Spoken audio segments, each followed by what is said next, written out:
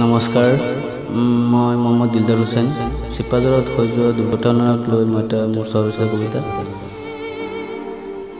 মানৱতা ক'ত গ'ল কবিতাৰ শিৰোনামা।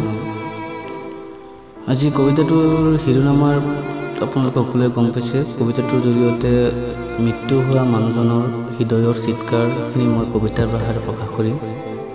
কবিতাটো আৰম্ভ কৰিছোঁ। হে মানৱ সমাজ উত্তৰ দিয়া, মই গড়হীন হ'ম বুলি উগ্ৰ হৈছিলোঁ।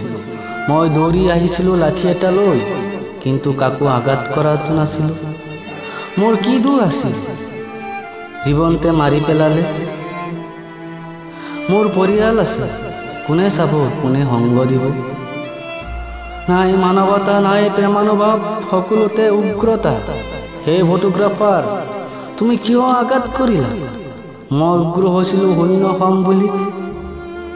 তুমি কি দুখত মোক মৃত্যুৰ সময়ত নিৰ্মম অত্যাচাৰ কৰিলা?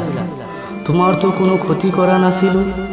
মোৰ আত্মাই তুমি কৰা আঘাতৰ উত্তৰ বিচাৰি নাপালো।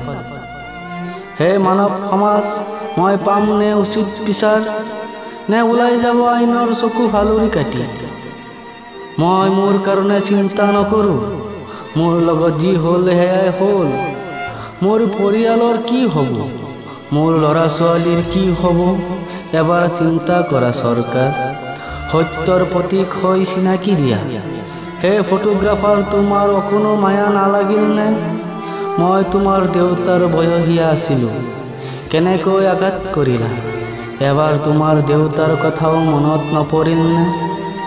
হে চৰকাৰ, উচিত বিচাৰ লাগে মোৰ আত্মাৰ, উচিত ন্যায় দিয়া মোৰ পৰিয়ালক। বিদায় অসমবাসী, বিদায়।